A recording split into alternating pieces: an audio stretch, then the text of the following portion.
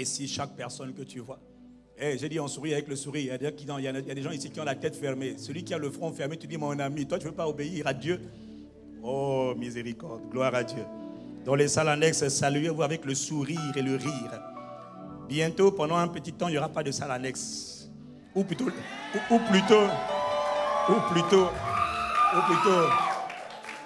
Bon, il y aura toujours des salles annexes, mais bon, ça ne sera pas comme ça. Hein? Dis Amen. Alors, par la grâce de Dieu, la famille ICC de Brazzaville va bientôt déménager d'ici la fin de l'année. D'ici le mois de décembre, nous ne serons pas là. Dis Amen. Comme toi, tu ne prêches pas 3 cultes là, tu ne comprends pas mes souffrances. Mais un jour, tu vas comprendre mes souffrances. Un jour, mon ami, je prie pour toi. Bon, j'ai oublié de vous dire qu'à ICC, bienvenue, on doit sourire. Hein. Ici, là, on sourit. Si tu es là, tu es trop coincé, tu ne sais pas sourire. Si quand tu souris, les dents s'en vont, remets la dent à sa place parce que tu vas apprendre à rire ici. La Bible dit que dans sa présence, il y a abondance de joie. Donc, ce n'est pas moi qui ai dit. C'est dans sa présence qu'il y a abondance de joie. Donc, quand vous me regardez là, moi aussi je vous regarde. Votre tête là, moi j'essaie de décortiquer. Donc, toi, tu dois sourire. Tape ton voisin, il faut sourire parce que Dieu est là. Voilà. Quand Dieu est là, on sourit. On n'a pas le choix. Quelqu'un dit Amen. Si quelqu'un ne sourit vraiment pas, c'est que mon ami, toi, peut-être que tu es un sorcier. Mais même les sorciers doivent sourire parce qu'ils n'ont pas le choix. Si tu es sorcier, tu dois te repentir depuis celui qui dit Seigneur, tu me sauves aujourd'hui. Voilà. Quelqu'un dit un bon Amen. Donc, nous allons bientôt déménager par la grâce de Dieu. Et vous voyez, aujourd'hui, par culte, on peut tenir maximum 1200 personnes. Mais à la base, là où on va aller, par la grâce de Dieu, par culte, on va devoir accueillir à peu près 4500 personnes. Quand je compte les femmes et les enfants, les hommes, alors 4500 personnes, mon ami, 4500 personnes là, c'est beaucoup. Dis avec moi, c'est beaucoup. Oui, mais ça, ce n'est que la préparation des 50 000 dans quelques années. Dieu a dit, le Seigneur m'a dit, j'ai un peuple nombreux. On ne construit pas pour construire. On construit parce que la maison doit pouvoir accueillir le peuple nombreux. Si tu as compris, dis Amen. Bien sûr, bientôt, les églises ICC seront partout dans tout le pays. Et dans tout le quartier. Ce n'est pas moi qui le dis, c'est Dieu qui le veut. Moi, je suis un simple serviteur. Si Dieu dit, moi, je fais haut. Ah, si tu crois, tu fais avec moi. Dis Amen. Et donc, bientôt, nous allons donc plutôt dès maintenant, dès à présent, nous lançons vraiment un appel pour toutes les personnes qui veulent se mettre au service des autres aussi.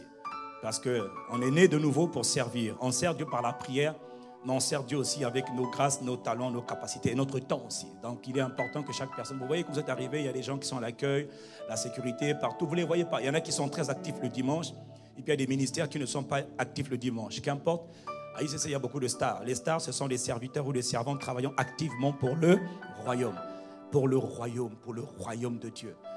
Tout n'est pas seulement dans la prière. Si tout le monde prie, mais que personne ne se met à la sécurité, au protocole, etc., partout dans les différents départements, à l'intégration. Voilà. Donc, nous avons besoin des différents serviteurs et servantes qui vont s'engager, qui vont venir donner de leur temps aussi pour les autres.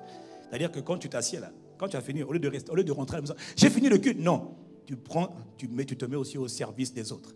Dans le royaume de Dieu, on ne s'élève pas par les fonctions, les diplômes, non. On s'élève toujours par le service.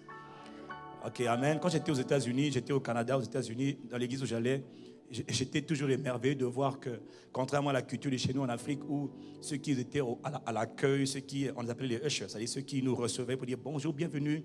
Les gars, c'était des politiciens, des députés, des patrons d'entreprise, des grands patrons de l'immobilier. Je disais, mais nous, on n'a rien compris, quoi.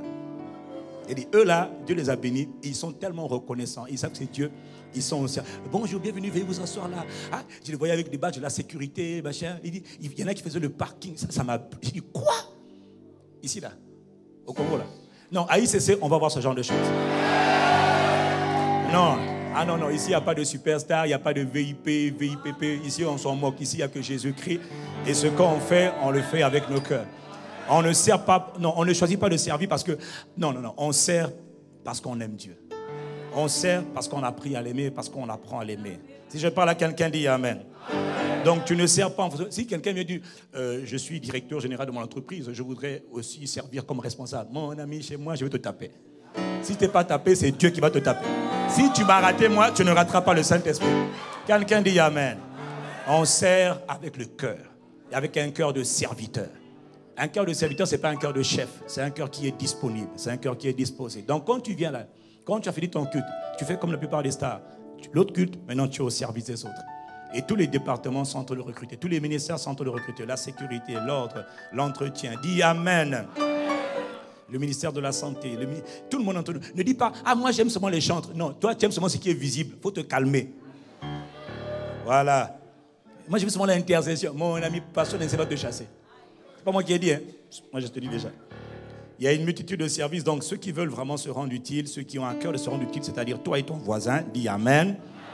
Voilà, pour ceux qui veulent vraiment se rendre utiles, donnez-nous vos noms, vos contacts, et puis on va vous contacter. On va faire une réunion d'ici très peu de temps par rapport aux différents ministères. Où est-ce qu'on a besoin de personnes pour recruter? Parce que recevoir 4000 personnes, 4500, voire même 5000, ce n'est pas pareil que de recevoir 1000 personnes. Nous ne voulons pas être débordés. Le site où nous allons est beaucoup plus grand que ce que nous avons aujourd'hui et nous devons nous y préparer. Si quelqu'un a compris, dis Amen. Que Dieu t'accorde cette grâce d'avoir un cœur de serviteur. Un cœur qui est simple. Il n'y a pas d'âge aussi pour servir. Hein. Il y a des cocos, des mamas, des jeunes, des vieux, des moyens. Il y a tout le monde ici. Mais il n'y a pas de fonction. Oh, je suis chef. Non, ici, il n'y a pas de chef. Le chef s'appelle Jésus de Nazareth et il est présent par le Saint-Esprit. Le patron ici de l'église ICC Brazzaville, ce n'est pas le pasteur Castanou, c'est le Saint-Esprit. Il est le coordonnateur de l'activité céleste sur la terre. Il est le Seigneur de l'église. Celui qui parle à son église, on l'appelle le Saint-Esprit. L'Esprit de Jésus. Quelqu'un dit un bon Amen. Seigneur, merci d'inspirer maintenant les paroles de nos bouches et les pensées de nos cœurs. Alors que tu veux parler à nos cœurs, Saint-Esprit, parle-nous. Enseigne-nous tes voies. Merci.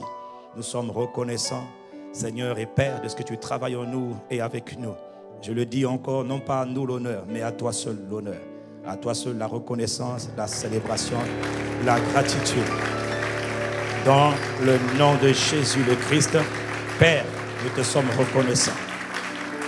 Si tu es d'accord avec cette prière, donne un bon Amen. Alors ce matin, nous allons parcourir, depuis plusieurs mois, nous sommes sur quel thème? Nous sommes, après avoir parlé toute l'année dernière du mystère de la mort, du sang de Christ ou encore de la croix de Jésus-Christ.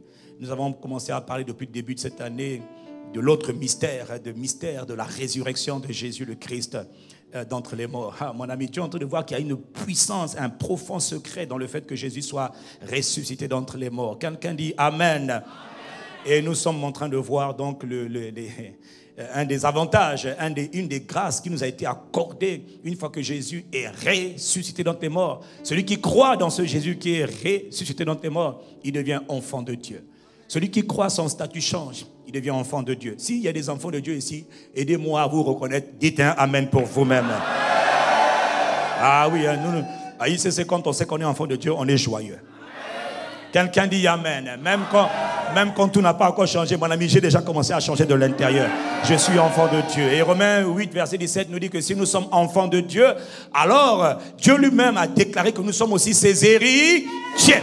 Héritiers de Dieu et héritiers joints avec le Christ. Tout ce qui appartient à Dieu m'appartient. Tout ce qui appartient à Jésus-Christ m'appartient. Quelqu'un me dit Amen. Et un héritier a forcément un héritage. Quelqu'un dit Amen. L'héritage fait partie de ton droit. Ce sont tes privilèges. C'est ton droit. Tu as le droit.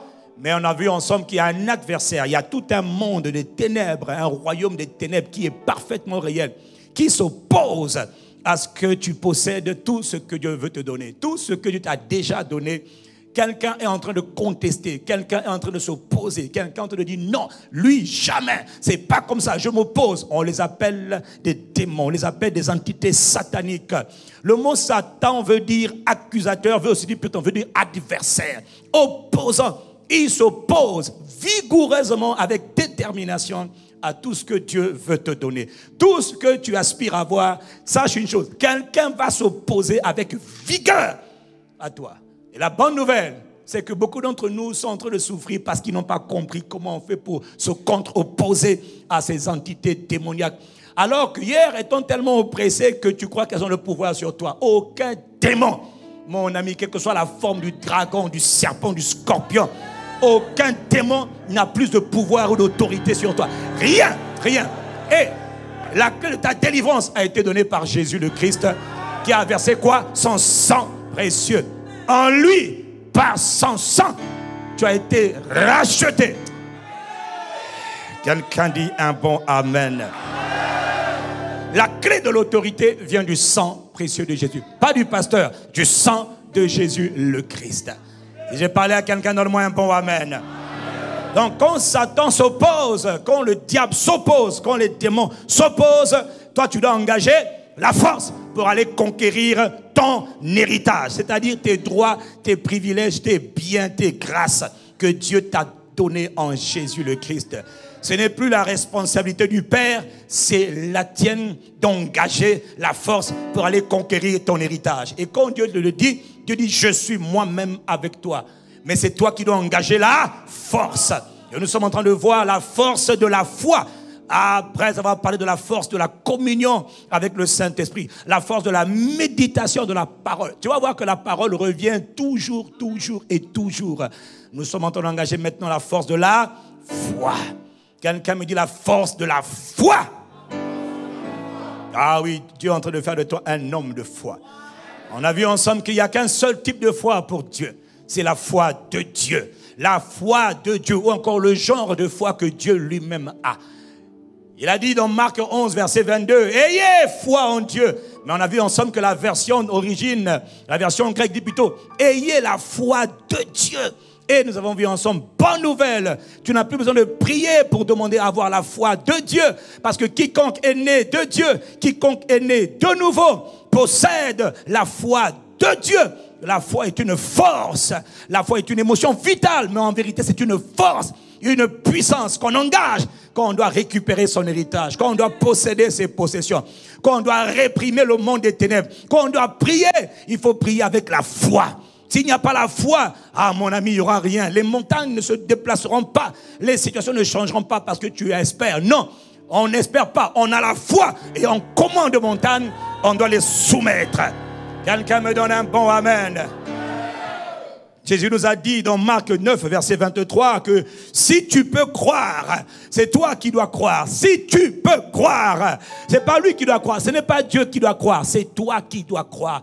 Il dit à l'homme dont le fils était malade, si depuis la naissance, si tu peux croire, toutes choses sont possibles à celui qui croit. Toutes choses te sont possibles. Et quand on parle de foi, on parle du mot grec pistis, qui veut dire forte conviction, ferme assurance, ferme détermination, totale confiance. C'est là où Dieu est en train de t'emmener. Si c'est à toi que je parle, donne-moi un meilleur amen. Si c'est à toi que je parle, donne-moi un meilleur amen. Donc ce n'est plus la peine de prier, faire des jeûnes pour dire Seigneur, donne-moi la foi, augmente-moi la foi. Non, la foi, tu l'as déjà reçue. Dans Romains 12, verset 3, on a vu ensemble qu'on a tous reçu cette mesure de foi. Une mesure de foi. Oh, bonne nouvelle. Dieu ne m'a pas fait naître avec rien. Il m'a donné au moins la foi. Dès que je suis né de nouveau, j'ai la foi. Comment tu sais? Parce que c'est cette foi qui t'a emmené à la nouvelle naissance. Personne ne peut naître de nouveau s'il n'a pas reçu la foi de Dieu pour naître de nouveau. C'est par la foi qu'on est sauvé. Ephésiens 2, verset 8. C'est par la grâce que vous êtes sauvés, par le moyen de la foi. Cela ne vient pas de vous. Non, c'est un don de Dieu. Dieu t'a fait la grâce d'être sauvé. Quelqu'un me dit Amen. Mais nous avons vu ensemble que cette foi, la mesure que tu as reçue maintenant, il faut qu'elle grandisse. Il faut qu'elle s'intensifie. Il faut qu'elle se fortifie. C'est ça la différence entre ceux qui ont une foi qui est petite ou encore faible et ceux qui ont une foi qui est grande ou encore une foi qui est forte. C'est là que Dieu est en train de t'emmener. Tel Jésus a opéré, tel tu dois opérer. Est-ce que je parle à quelqu'un ce matin? Est-ce que je suis en train de parler à quelqu'un ce matin? Ta foi doit augmenter et ce n'est pas la responsabilité de Dieu. Non, ni la mienne, non. Moi, la mienne, c'est de t'enseigner ce que Dieu me dit. Et chacun de nous doit travailler sa foi, doit muscler sa foi, doit développer, doit intensifier sa foi. Elle était faible au départ, elle était petite au départ. Elle doit devenir grande, c'est-à-dire forte. Je te dis que c'est ce qui va se passer dans ta vie. Comment je le sais? Parce que c'est là que Dieu est en train de nous emmener. Et nous sommes en train de voir les caractéristiques d'une foi qui est petite. Parce qu'avant qu'elle grandisse, tu dois faire un état des lieux. Tu dois savoir où est-ce que tu en es dans ta vie aujourd'hui. À quel niveau tu es, puisqu'il y a différents niveaux de foi. Il y a des fois que Jésus a encouragé, et puis il y a des fois que Jésus a réprimé. Il a dit non, ne reste pas là à ce niveau-là. Et la semaine dernière, on a vu la petite foi. Dis avec moi la petite foi. Ou encore la foi qui est faible. Elle est petite, on l'a vu ensemble, elle se caractérise. Elle est caractérisée par les inquiétudes, par les soucis devant les besoins de base, les besoins basiques de la vie. Les gens qui s'inquiètent, c'est pas pour te condamner, c'est pour que tu saches où est-ce que tu en es. Parce qu'on part tous à partir de quelque part. On commence tous quelque part, mais on doit faire l'évaluation de là où nous sommes afin de progresser. Et ta foi va progresser. Et ta foi est en train déjà de progresser. Si c'est à toi que je pardonne, un bon amen. Dis avec moi, ma foi progresse. On parlera de toi dans quelques temps, t'inquiète pas. On ne parlera pas de ton histoire de foi, de comment tu as manifesté la foi. De la même manière qu'on parle d'Abraham, le père de la foi, mon ami, mon frère, ma soeur, on parlera de toi, de ta foi. Je n'ai pas entendu ton bon amen pour toi-même. Ah oui. La foi, petite ou faible, se manifeste dans les inquiétudes de la vie. Les soucis de la vie. Et on a vu ensemble la semaine dernière dans Matthieu chapitre 6 que c'est une grosse erreur de s'inquiéter des besoins de manger, de boire, de loyer, de nourriture. Non, Dieu ne veut pas que tu t'inquiètes de ces choses et il t'a dit de ne surtout pas. Il a dit que tu dois refuser de t'inquiéter de ces choses, des besoins de base. Mais tu dois focaliser tes inquiétudes, tes soucis doivent devenir plutôt les soucis de Dieu. Il a dit que, au lieu de mettre tes soucis dans, oui, manger, je n'ai pas le loyer, je n'ai pas à manger, je n'ai pas à boire, il a dit non, je te donne un grand secret. Il nous a révélé un grand mystère. Tourne plutôt tes soucis, focalise tes soucis sur les soucis de Dieu, c'est-à-dire sur le règne de Dieu. Matthieu 6, verset 33. Fais de Matthieu 6, 33 ton mode de vie. Fais de Matthieu 6, 33 ta priorité absolue. C'est-à-dire que tout ce qui te concerne soit tourné vers ce qui plaît à Dieu, ce que Dieu cherche, c'est-à-dire l'avancement de son règne, l'expansion de son règne et la justice de Dieu qui doit prévaloir sur la terre. C'est-à-dire le nombre d'âmes qui doit constamment être sauvé. Que chaque jour qui passe, que tes soucis soient plutôt pas mon loyer, mais Seigneur, il n'y a pas des âmes à sauver ici, il n'y a pas des âmes à guérir, il n'y a pas des âmes à restaurer. Seigneur, il faut fortifier les gens, il faut affermir les gens, il faut sauver les perdus. Seigneur, les gens sont en train de mourir, il faut les sauver, il faut les soigner, il faut les évangéliser, il faut témoigner, il faut prier. Quelqu'un dit Amen.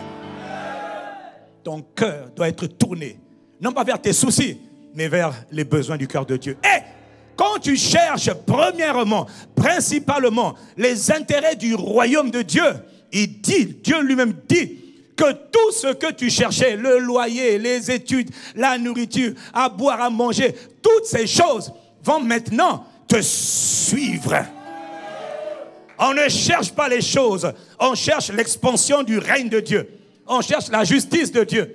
Et toutes les choses vont maintenant te suivre. C'est-à-dire que les choses que tu ne cherchais pas, mais en fait tu en as besoin. Mais il dit ne t'occupe pas de tes besoins. Occupe-toi de mes besoins et moi, je m'occuperai de tes besoins. Voilà pourquoi tu dois prier pour les âmes. Tu dois prier pour les âmes perdues. Tu dois prier pour ton pays. Prier pour ta ville. Parce que le règne de Dieu se propage toujours par la prière. Si personne ne prie, rien ne se passera. Que Dieu fasse de toi un véritable guerrier de prière. À midi en prière, tu es là. À matin en prière, tu es là. Quand on dit prière, tu dis non, je dois prier. Pourquoi? Parce que quand on prie, on sert. Quand on sert, on travaille. Pourquoi on travaille? Pour que le règne de Dieu avance. Que les âmes soient sauvées, les âmes soient libérées, les âmes soient guéries. Ça, c'est la préoccupation, le souci constant du cœur de Dieu. Et cela doit devenir ton souci. Et quand les âmes sont sauvées, tu dois t'occuper de les établir, de suivre une âme, de les suivre, de les aider à être assis dans le Seigneur, de les aider à grandir dans le Seigneur, de les aider à avoir soif du Seigneur. Personne qui naît dans ce monde, qui naît de nouveau, ne peut grandir tout seul. On a tous besoin d'avoir quelqu'un pour nous aider.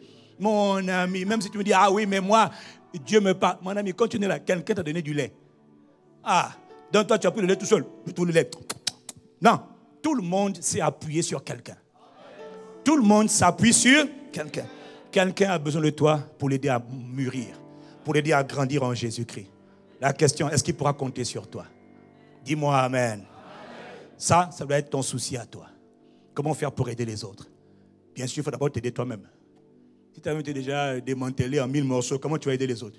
Non, mais toi, tu vas apprendre à être ferme. On apprend à mûrir, à grandir dans le Seigneur. Et puis après, quand on le fait, au fur et à mesure qu'on le fait, on s'occupe aussi des plus petits dans la foi. Si j'ai parlé à quelqu'un, donne-moi un bon amen. Les amis, ça, ce n'est pas le genre de choses sur lesquelles il faut passer rapidement. C'est le genre de choses sur lesquelles tu dois méditer. Parce que tous les hommes, généralement, s'inquiètent pour les soucis, les besoins de base. Sors de ce lot. Commence à faire partie de la rare, du peu de personnes que Dieu a distinguées, mais qui s'occupent des fardeaux de Dieu. Est-ce que je suis en train de parler au cœur de quelqu'un? Les gens souffrent parce qu'ils n'ont pas compris ce simple mystère. Ils s'occupent de beaucoup de choses parce qu'ils n'ont pas compris ce grand secret. Tout homme qui a un impact dans ce monde avec Christ, c'est des gens qui ont compris ça. Le cœur de Dieu est leur priorité. Les intérêts de Dieu, c'est leur priorité. Quel que soit ce qu'on va dire à leur sujet, ce qu'ils veulent, c'est plaire à Dieu. C'est travailler pour Dieu. Ils sont des enfants qui travaillent avec leur Père. Que ce soit ton partage au nom de Jésus-Christ. Et on le voit dans leur prière. Leur vie de prière n'est pas une vie qui est centrée sur eux. Leur vie de prière est centrée sur les autres. Mais ils savent que quand ils prient pour les autres, il est écrit que celui qui arrose sera lui-même. Quand tu pries pour les autres, toi-même tu es soutenu. C'est le mystère. Oh, moi, non, pas moi. Seigneur, je prie. C'est nous. Quelqu'un dit Amen. Ceux qui prient toujours, moi, donne-moi mon travail, mes enfants, mon mari, mon ami dans 20 ans. Seigneur, tu m'as oublié. Seigneur, tu m'as oublié. Et si même tu as le mari avec ton là, ma soeur, tu vas épouser un vrai diable. Je ferme la parenthèse. Ça ne sera pas ton partage dans le nom de Jésus. Toi, ton partage, ça sera un bon gars, un vrai gars. Toi, c'est mon frère, ça sera une bonne sœur. Pas une femme serpent à sonnette, mais une vraie sœur. Qu'un homme me donne un meilleur amen ici. C'est ça. Mais la clé des clés, prie pour les autres. Témoigne de Christ. Parce que rien n'est plus important qu'une âme qui est sauvée. On peut dire tout ce qu'on veut dire. Le plus important. Moi, je fuis toutes les réunions, rassemblements qui ne servent à rien.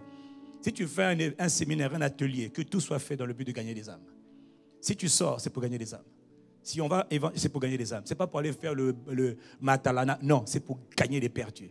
Le cœur de Dieu est rempli de compassion pour toute âme qui n'est pas encore rentrée dans la famille, rentrée dans le royaume de Dieu. Si je parle à quelqu'un, dis Amen.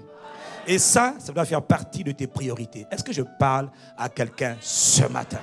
Si ça, ce n'est pas ton agenda, ta priorité, ah, mon ami, tu ne pourras pas réjouir le cœur de Dieu. Donc, toi aussi, ton cœur ne sera pas joyeux. Ceux qui réjouissent le cœur de Dieu, Dieu rend leur cœur heureux.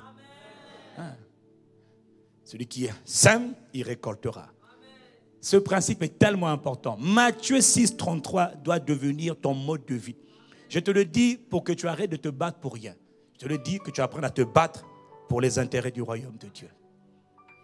Si j'ai parlé à quelqu'un, dis Amen. Je sais que pour beaucoup d'entre nous, y compris pour moi-même, ces choses-là sont une révolution. Ça fait... Toi, tu es chrétien depuis 1450. Donc, à peu près 400 ans. Oui, tu m'écoutes là. Bon, tes aïeux étaient d'accord, mais tu n'as pas compris ces choses-là. Et Dieu te fait la grâce de comprendre ces choses afin de repositionner ta vie et te faire gagner beaucoup de temps. C'est-à-dire, là où les autres ont échoué, toi, tu n'échoueras pas. Tu sais pourquoi? Parce que tu comprends ces mécanismes, ces mystères, ces secrets simples. Porte les fardeaux de Dieu. Cherche le royaume de Dieu. C'est-à-dire, cherche à l'étendre. Il s'étend par le salut des âmes. Chaque fois qu'une âme rentre dans le royaume de Dieu, elle vient de quitter le monde des ténèbres. Le monde des ténèbres dit, zut! Ah zut! Non! Le monde de lumière, le royaume de Jésus dit, yes! Encore une âme gagnée. Mon sang n'a pas été versé en vain. Je répète ces choses parce qu'elles sont salutaires. Pas pour Dieu seulement, mais pour toi-même. Que ta vie soit légère alors que tu apprends à travailler pour les intérêts du royaume de Dieu. Et ça, c'est pas en venant à l'église le dimanche. C'est tous les jours, en priant et puis en évangélisant. Si tu n'arrives pas à évangéliser totalement, invite-les à l'église. Et laisse le Saint-Esprit faire le reste. Si je parle à quelqu'un, dis Amen. Tu es venu ce matin avec qui? As-tu invité quelqu'un qui n'est pas sauvé? Lui-même, il ne sait pas encore qu'il n'est pas encore sauvé. Mais moi, je te dis qu'il n'est pas encore sauvé. Ou bien toi, tu viens souvent à l'église toute seule, tous les dimanches. Non. Cherche quelqu'un. Cherche quelqu'un. Emmène-le. Parce qu'il n'y a pas que toi. Tu as été sauvé. Par toi, Dieu veut sauver les autres. Par toi, Dieu veut guérir les autres. Si quelqu'un me suit, dit Amen. Amen. Tu vois, il faut laisser ta mentalité égoïste là. C'est pour ça que ça ne marche pas. Cherchez d'abord le royaume de Dieu. L'expansion du règne de Dieu. Et toutes choses vous seront données par-dessus. Vous n'aurez même pas à les chercher. Ah. Dis Amen. La petite foi. Comment se manifeste cette petite foi? Un autre exemple, un autre cas. La foi qui est petite, c'est-à-dire celle dans laquelle il ne faut pas rester, elle se manifeste par la peur. Dis avec moi la peur. Mais la peur à quel moment? La peur dans les événements, dans les tempêtes, dans les vents, dans les événements qui sont inattendus, dans les choses qui arrivent de manière soudaine. Dis amen et je continue. Matthieu chapitre 8, à partir du verset 3. Jésus monta dans une barque. Verset 3 j'ai dit, verset 23 plutôt. Jésus monta dans une barque et ses disciples le suivirent. Verset 24. Tout à coup, dis avec moi tout à coup. Tout à coup veut dire, j'ai mis en parenthèse, ça veut dire soudainement. Dis avec moi soudainement. Ou encore, voici. Ça c'est quoi? Tout à coup, soudainement, voici. Une grande tempête se leva sur le lac et les vagues passaient par-dessus la barque. Pendant ce temps, Jésus dormait. Les disciples s'approchèrent de lui et le réveillèrent en disant, Seigneur, sauve-nous! Nous sommes perdus! On est en train de mourir! Verset 26, il se réveilla et il leur dit, pourquoi avez-vous eu si peur? Leur dit-il, gens de peu de foi, ou encore, votre foi est bien petite. Alors Jésus se leva et il parla sévèrement au vent et au lac et il se fit un grand calme. Pourquoi avez-vous si peur? Pourquoi as-tu peur? Oh, ta foi est trop petite. Dans quelque temps là, tu n'auras plus peur de ces changements soudains. De ces tout à coup. Il y a des événements qui se produisent dans notre vie qu'on appelle des événements tout à coup. Des événements inattendus. Des événements spontanés, inopinés. Il n'était pas là il y a quelque temps. Il vient d'apparaître. Lorsque des maladies, tu es en bonne santé, tout à coup, tu découvres que tu as une mauvaise santé maintenant. Tout à coup, on vient de te trouver une maladie rare, une maladie grave. Tout à coup, tu viens de faire un accident. Tout à coup, tu viens de subir un dommage grave. Tout à coup, tu viens de perdre un être cher que tu ne t'attendais pas. Tout à coup, les choses qui arrivent par accident, soudainement, je n'étais pas prêt. Tu n'étais pas prêt pour ces choses. Pas du tout. D'ailleurs, tu ne les as même pas vus venir. Quelqu'un dit amen. Un complot, tout à coup. Une épreuve qui arrive. La plupart de ces choses, elles arrivent généralement. Tu n'es pas préparé. Non. Et tout à coup, là, quand ça vient, on appelle ça tout à coup parce qu'on n'est pas préparé. Ou soudainement parce qu'on ne s'y attendait pas du tout.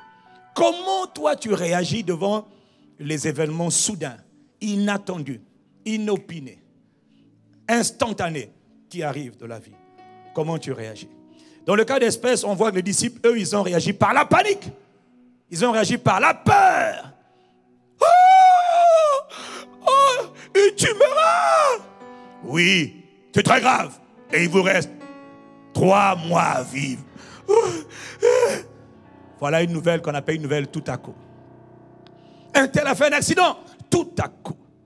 Comment tu réagis devant les événements tout à coup? Ta manière de réagir détermine ton niveau de foi. Ce n'est pas dramatique. Dieu te dit ça pour que tu apprennes comment il faut augmenter. Mais tu dois évaluer d'abord là où tu es. Est-ce que je parle à quelqu'un ce matin? La foi qui est faible, qui est encore faible, qui est encore petite, comment elle se manifeste? Par la panique, l'angoisse, l'agitation. Il y en a même qui commencent à pleurer. Une seule nouvelle. Non. Pendant ce temps, Jésus lui dormait. C'est là que tu vas arriver.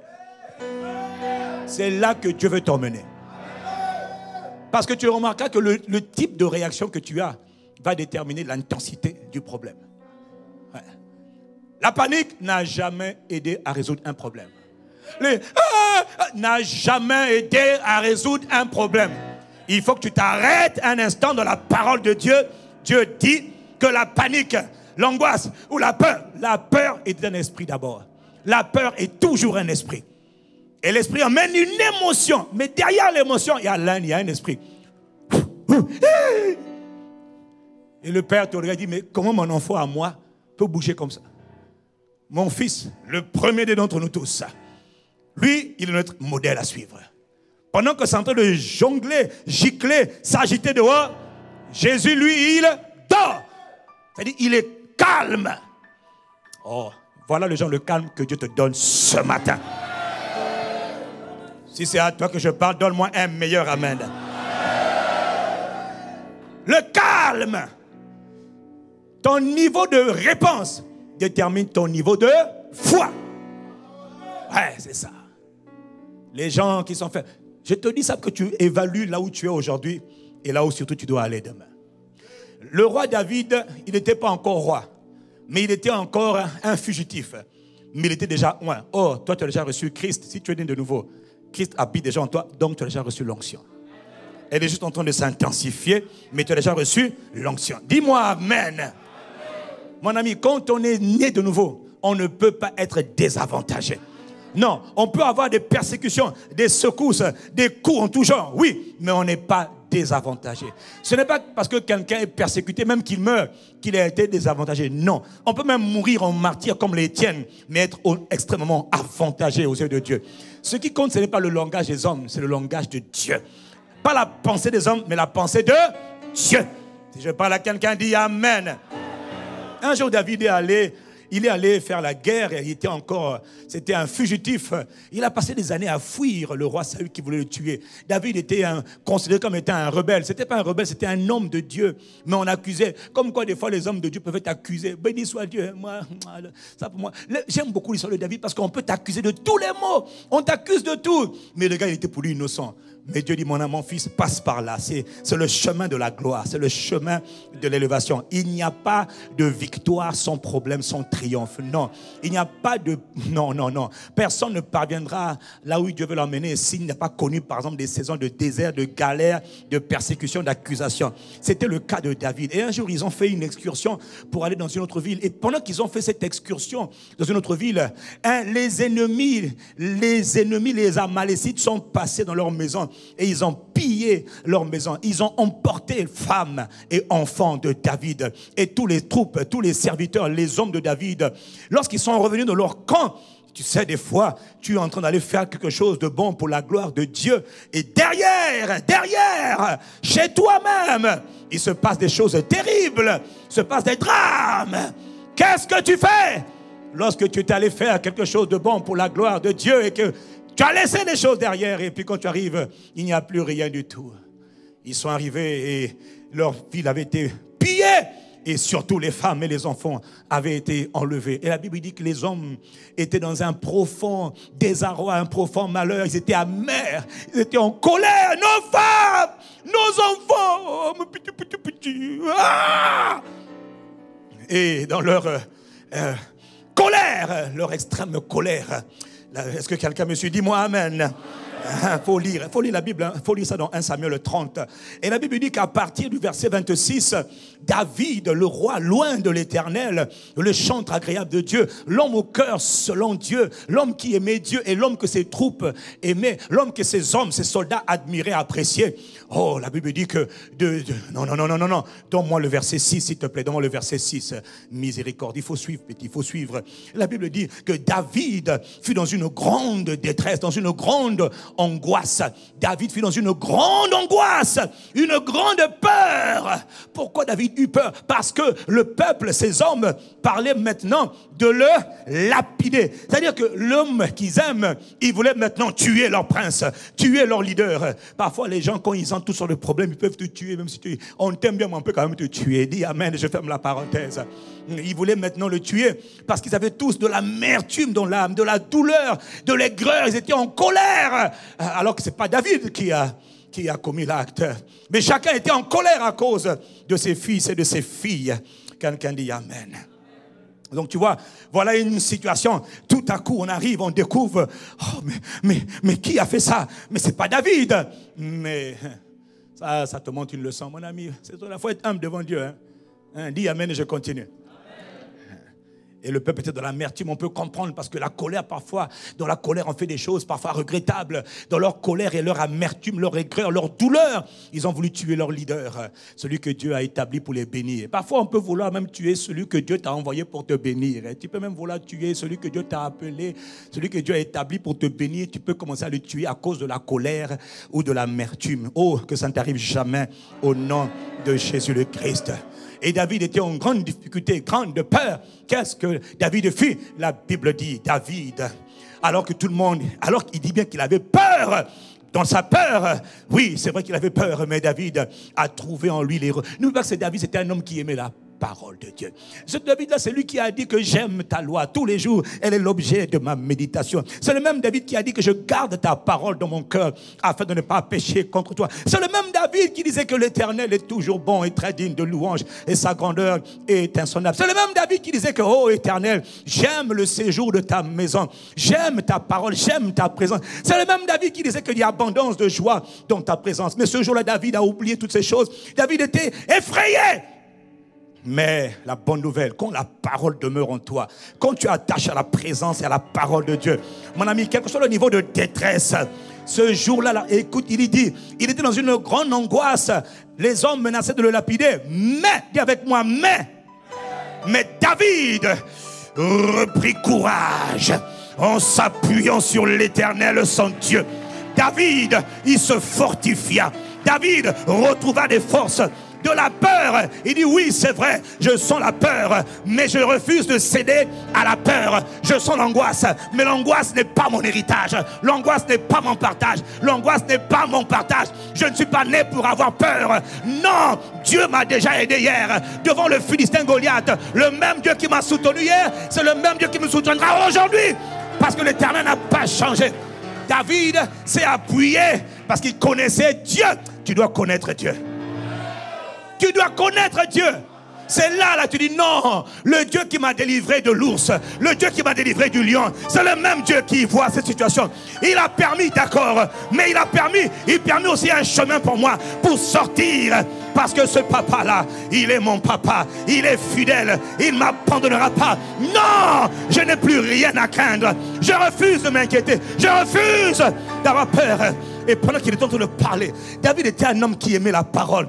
Il parlait la parole, il confessait la parole. Et à un moment donné, pendant qu'il était en train de se rappeler tout ce que Dieu avait déjà fait, parce qu'il y a des moments où tu oublies ce que Dieu a fait. Il y a des problèmes des fois pour les tout à coup là, les événements tout à coup te font oublier ce que Dieu a fait hier. Et David a dit non. Il a commencé à se rappeler ce que Dieu avait fait hier. Et pendant qu'il se rappelait ces choses, il dit non, non, je ne mourrai pas, non, ce n'est pas mon heure, je vivrai. Ça c'est encore un sujet de témoignage. Cette maladie n'est pas là pour la mort, elle est là pour la gloire de Dieu. Cette situation n'est pas là pour ma confusion, elle est là pour ma distinction, pour mon relèvement, pour ma distinction, pour ma gloire, pour ma grâce, afin qu'elle soit intensifiée. Je dois avoir un nouveau témoignage. Pour un nouveau témoignage, il faut de nouvelles histoires, de nouveaux challenges. Oh, quelqu'un dit Amen. C'est ça qui a fait que David se relève. Il était down, il a dit non, il s'appuya. Il se fortifia. Il se fortifia. Il reprit courage. Ce matin, reprends courage. Ce matin, tu reprends courage. En s'appuyant sur l'Éternel, son Dieu. Il est écrit que ceux qui se confient en Dieu, en l'Éternel, ils ne sont jamais désavantagés. Ils ne sont jamais ébranlés. Ils ne sont jamais dans la confusion. Tu ne connaîtras pas la confusion. Non. Tu sais, à toi que je parle, donne-moi un meilleur amen. Et dans sa situation de confusion, David a dit, apportez-moi l'éphod, apportez-moi l'éphod. On va construire, autrement dit, on va chercher Dieu. On va demander à Dieu. Dieu a permis ça, il y a forcément un but. Mais tu ne mourras pas. Tous les événements, tout à coup, arrivent toujours pour un but. Tout. Il n'y a rien que Dieu n'a pas vu venir. Non, mais ne blâme pas Dieu. Il y a des choses que Dieu permet pour fortifier ta foi. C'est toujours un ennemi qui est derrière les événements soudains ou encore les tout à coup. Dieu n'a-t-il pas vu? Si. Pourquoi il a permis? Tu n'auras pas la réponse. Mais apprends à lui faire confiance. Apprends à lui faire confiance. Oh, si je parle à quelqu'un, dis Amen. Le remède face à la peur, c'est toujours la fidélité de Dieu. Il a pensé à la fidélité de Dieu. Il a pensé à la bonté de Dieu. Il s'est rappelé combien Dieu est grand. C'est lui qui a écrit le psaume 19 sur la grandeur, la splendeur de Dieu. David était conscient que Dieu était capable. Quelqu'un me dit Amen. Dans le psaume 27, au verset 1, regarde comment David a réagi. David était un homme qui aimait Dieu. Il est écrit, il dit, l'Éternel est ma lumière et mon salut. Le mot salut ici veut dire ma délivrance, ma guérison, ma sécurité, ma préservation, mon assurance, mon bouclier, mon refuge, ma splendeur, tout. Ma bénédiction. Ce n'est pas un homme, c'est l'Éternel, c'est Dieu. Il dit l'Éternel est ma lumière et mon salut. Est-ce que toi tu es conscient de la même chose? Est-ce que quand tu parles à Dieu, tu dis Seigneur, je te rends grâce de ce que tu es, ma force, le sujet de mes louanges, ma victoire, ma guérison, ma santé divine. Il est tout ce que tu dis qu'il est. Mais apprends à le lui dire. David confessait, il déclarait ma prospérité. Quand il sent la porte de la pauvreté, il dit l'Éternel est mon abondance, ma prospérité.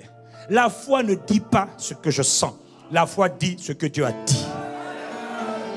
La foi de Dieu s'appuie sur la parole de Dieu. Pas sur les émotions ni les circonstances, mais sur la parole de Dieu. Dis un bon Amen. Il dit l'Éternel est mon salut. Et puis il dit encore, il ajoute encore, hey David, il dit l'Éternel. D'abord il dit l'Éternel est mon salut. De qui aurais-je peur? Mais pourquoi il pose la question? Il dit mais parce que Dieu est mon salut. Pendant que je me tiens ici là, je me tiens chez moi. Dieu est ma délivrance. Dieu est ma guérison. Dieu est mon assurance. Dieu est mon protecteur. Je n'ai pas besoin de prier le soir pour savoir que Dieu me protège. Je suis conscient qu'il est mon bouclier. Il est mon assurance. Prier, pas prier, ça ne change rien. Oh, quelqu'un dit Amen. L'enfant d'un chef d'État puissant, qu'il ait vu papa le matin, qu'il n'ait pas vu papa le matin, ça ne change rien. Il est le fils du chef de l'État. Et quand il sort, il sait qu'il a la garde qui l'accompagne. Il n'a pas vu le papa, hein, mais il sait que la... Oh! Dis-moi Amen. Et de qui aurais-je peur? Il pose la question. Hein. Qui peut me faire peur? J'aime David. Wow! Il dit l'Éternel est le soutien de ma vie. De qui aurais-je crainte? Qui puis-je redouter? Tu as vu la question qu'il pose? Est-ce que toi tu peux poser la même question? Tu dis, ah, je n'ai peur. Qui peut me faire peur? Même le cafard veut dire, moi. Comment? Dis un bon Amen. Que ta foi soit forte ce matin. L'Éternel est le soutien de ma vie. Qui devrais-je redouter? Et au verset 2, il dit ce qui se passe. Quand des méchants s'avancent contre moi. Je vais vous donner la version seconde 21. Il faut suivre ce que je vous donne. Quand des méchants s'avancent contre moi, pour faire de moi leur proie. C'est-à-dire le diable vient. On va te manger cette nuit. Petit, j'ai été envoyé par les ancêtres. Je suis l'esprit de la famille. Je viens pour te manger. Dis, ah bon? Toi, ne pas peur. Tu souris, ah bon, oh, pauvre de toi. Aujourd'hui, là, c'est ta fin en même temps. Oh, même la qualité de ton amen, là, non. Attends encore. Comment? Quand des méchants s'avancent contre moi, ils veulent faire de toi leur proie. Il dit, on va te manger, petit. Ma soeur, c'est fini pour toi. On a eu ton grand-père. On a eu ta soeur. On te rate toi aussi. Tu dis oui. Venez. Je vous attends. Venez. Venez. Il faut bien que quelqu'un leur montre que Jésus le Christ est vivant. Mon ami. Il y en a qui n'ont jamais vu la lumière de Christ briller près d'eux. Ils sont tellement dans les ténèbres qu'ils n'ont jamais vu la lumière, la splendeur. Il faut qu'ils viennent te voir. Pour se rendre compte qu'il y a un Dieu qui est vivant et qui sauve et qui délivre avec... Oh! N'aie pas peur des méchants. Le diable doit savoir que sur la terre, il y a une race qu'on appelle la nouvelle création. Et quand elle est remplie du Saint-Esprit, elle n'a peur de rien. Elle s'appuie sur le sang de Jésus et la puissance du Saint-Esprit pour les soumettre. Je vous ai donné le pouvoir de marcher, c'est-à-dire de fouler aux pieds, c'est-à-dire de piétiner les serpents, les scorpions et toute la puissance du diable. Mais il dit rien ne pourra vous nuire. Cette parole doit te pénétrer.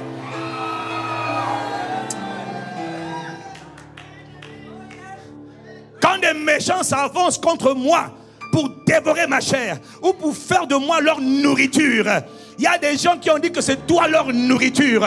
Tu leur dis, viens me manger. Viens. Je plaide les mérites du sang de Jésus-Christ. Oh, viens. Il dit, quand ils s'avancent, laisse-les s'avancer. Il dit, on va te tuer, on va te manger. Viens. Ce sont mes persécuteurs et mes adversaires. Qu'est-ce qu'ils font? Pendant qu'ils viennent, puisqu'ement ils trébuchent et ils tombent. Tes ennemis tombent ce matin devant toi. Si c'est à toi que je pardonne, un meilleur amen pour toi-même. Cette parole est une parole prophétique. Je dis que quand ils s'avancent, les mêmes méchants, les mêmes ennemis, qu'est-ce qu'ils disent? Ils tombent devant toi. Celui qui reçoit ces paroles de foi donne un amen de foi. Oh mon. Ça, c'est l'attitude que tu dois avoir. Mon ami, Dieu t'emmène à cette dimension de foi. Oh, donne-moi amen. Oh mon. Il dit si une armée, il n'a pas dit si un homme, hein. Il dit si une armée prend position contre moi, mon cœur n'éprouve aucune crainte. No peur, zéro peur. Mais ce n'est pas un homme, ce n'est pas un démon. C'est une armée de démons qu'on a envoyé pour t'oppresser. Il dit mon cœur, je n'ai aucune crainte. Si une guerre s'élève contre moi, c'est-à-dire s'il y a un siège démoniaque contre moi, il dit pas de problème. Je reste malgré cela plein de confiance. C'est là que tu es en train d'aller. David avait une grande foi. Il n'avait pas peur de la peur. Quand la peur, vous voyez David, on dit la peur là, nous on est là pour faire peur aux gens. Le type là, nos effets là, nos cris-cris là, ça ne marche pas avec lui. Ils diront ça à ton sujet. Si c'est à toi que je parle, donne un meilleur amen pour toi-même. Fais attention. Pendant que je parle, l'Esprit de Dieu agit toujours sur la base de la parole. Fais attention. La manière de répondre à la parole de Dieu détermine ce que Dieu fera. Parce que Dieu honore ceux qui honorent sa parole. Dieu honore ceux qui honorent sa parole. Quand tu es là, dans ton tailleur, dans ton costume, dans ta robe, je ne sais pas, tu es en train d'entendre cette parole. Sache une chose, tout le monde ne réagit pas de la même manière. Mais ceux qui réagissent en honorant la parole de Dieu sont honorés par Dieu lui-même. Ça veut dire que le sort de tes ennemis dépend de ta réaction à la parole de Dieu. Si c'est à toi que je parle, donne un amen puissant pour toi-même. Oh mon. Oh. Tes persécuteurs, tes ennemis, laisse-les avancer. Laisse-les avancer. Tu dis, je me couvre du sang de Jésus. Il veut dire, n'oublie pas, lorsque l'ange de la mort, l'orgueilleux ange de la mort, était en train de vouloir frapper l'Égypte, il frappait tous les pays d'Égypte, il frappait tous les premiers-nés dans le pays d'Égypte, il frappait tous les premiers-nés, et il est passé devant un territoire qu'on appelle Goshen. C'est là que l'équivalent de être en Christ. Et là, il a vu, en rentrant dans le territoire de Goshen, il veut frapper, mais il voit dans chaque maison le sang d'un agneau. Le sang d'un agneau. Il dit, et là, ça veut dire, passe par-dessus, passe par-dessus, passe par-dessus. Passe. Mon ami, mon frère, devant le sang d'un simple agneau, devant le sang d'un simple agneau animal. L'ange de la mort, dans sa fierté, son arrogance, n'a pas pu rentrer dans la maison. Ils ne rentreront pas chez toi. Si c'est à toi que je parle, donne un meilleur amen. Ils ne toucheront pas à tes affaires. Ils ne toucheront pas à ta santé. Ils ne toucheront pas à ton destin.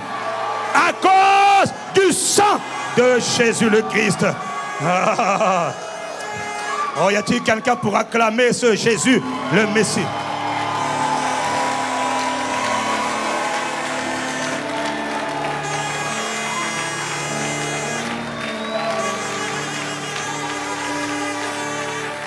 L'Éternel est le soutien de ma vie. L'Éternel est mon refuge. L'Éternel est mon salut.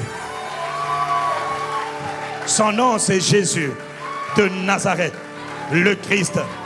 Il est dit, à la mention de ce nom, tout genou se plie. Et toute langue lui rend gloire. Toute langue doit lui donner hommage. Doit lui donner louange, appréciation, célébration. Dieu t'envoie cette parole afin que, comme David, ce jour, tu reprennes courage en t'appuyant non pas sur le pasteur, non pas sur tes diplômes, non pas sur tes avoirs, mais en t'appuyant seulement sur le Seigneur. Il est ton refuge, il est ta récompense, il est ta sécurité. Son nom est Jésus de Nazareth, le Christ. Son nom est la parole de Dieu. Tu reprends confiance en t'appuyant. Est-ce que tu es en train de reprendre confiance? Si tu es en train de reprendre confiance, acclame le Dieu de ta confiance. Jésus de Nazareth est le Christ. Rendons-lui gloire, honneur et louange. Mettons-nous debout là où nous sommes et apprenons à acclamer le glorieux nom de Jésus de Nazareth. Ce n'est pas une obligation, mais ceux qui veulent l'honorer, l'honorent ce matin. Gloire à Jésus le Christ. Oh, il est digne d'être loué. Il est notre Rédempteur, notre Libérateur. Ce matin, il te libère ce matin. Il te secourt ce matin.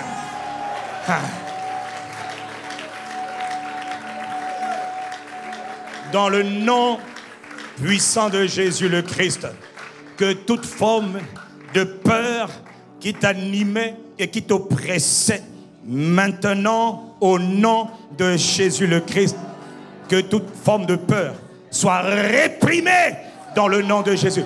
Tous les méchants, les persécuteurs qui s'avançaient contre toi, dis avec moi, je plaide.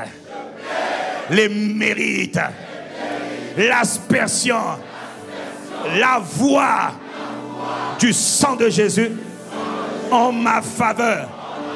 Quand tout ennemi, tout persécuteur, dans le nom de Jésus le Christ, aujourd'hui, qu'il tombe, que les méchants, les ennemis qui se dressent, qui avancent contre moi, au nom puissant de Jésus, qu'il tombe. Ça sera leur partage dans le nom de Jésus-Christ. Si je parlais à quelqu'un, donne un meilleur amen. Donne-moi le amen de quelqu'un qui est un victorieux.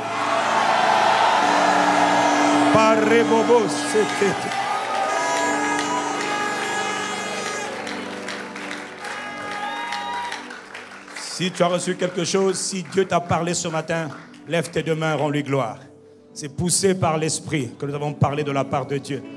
Pasteur n'est rien, c'est Jésus qui parle par le Saint-Esprit. C'est le Saint-Esprit qui a parlé. J'ai dit, c'est le Saint-Esprit qui a parlé. Reconnais ses œuvres, apprécie-le, bénis-le, dis merci Saint-Esprit.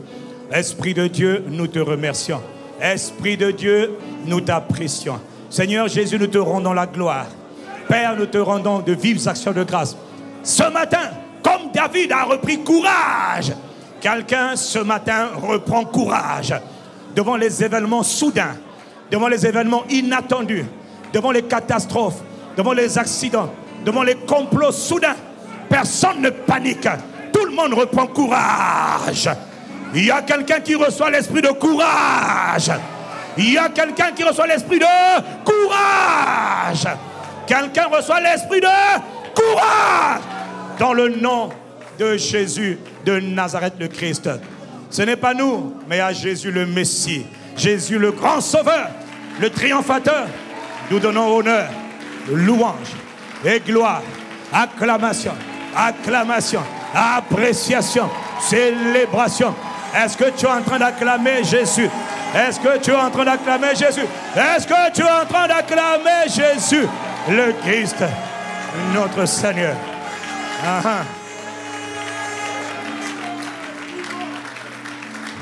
Y a-t-il quelqu'un pour donner un dernier bon amen pour Jésus?